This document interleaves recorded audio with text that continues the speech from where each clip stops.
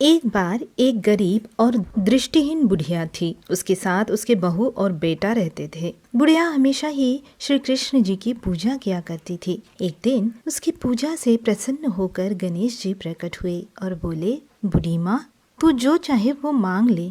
बुढ़िया ने कहा, मैं कैसे और क्या मांगू? मुझसे तो मांगना ही नहीं आता। इस पर गणेश जी ने कहा, तो अपने बहू और बेटे से पूछ ले और मांग ले।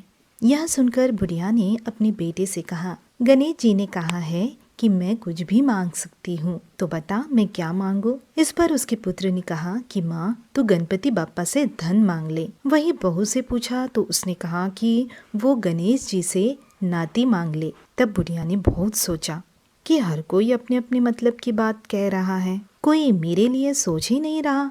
ऐसे में उस बुढ़िया ने अपने पड़ोसन से भी पूछ लिया। तब उन सभी ने कहा, बुढ़िया, तू तो कुछ ही दिन जिएगी, धन और नाती मांगने से क्या फायदा? तू अपने लिए आंखों की रोशनी मांग ले, इससे तेरी जिंदगी आराम से कट जाएगी। यह सुनकर बुढ़िया ने गणेश जी से कहा, अगर आप मुझसे प्रसन्न हैं तो मुझे 9 करोड़ की माया, निरोगी काया, अमर सुहाग, आंखों की रोशनी, नाती पोता और सभी परिवार को सुख दे और आखिरी में मुझे मोक्ष दे। यह सुनकर गणपति बाप्पा ने कहा, बूढ़ी माँ, यह सब मांगकर तूने तो मुझे ठग ही लिया, लेकिन वचन के अनुसार जो तूने मांगा है वो सब तुझे मिलेगा। इतना कहकर गणेश जी अंतर्धान हो गए। बुढ़िया ने जो कुछ भी मांगा था उसे वह सब मिल गया। हे गणपति बाप्पा, जैसे तुमने उस बूढ़ी माँ को सब कुछ दिया, ठीक वैसे ही हमें भी सब दे।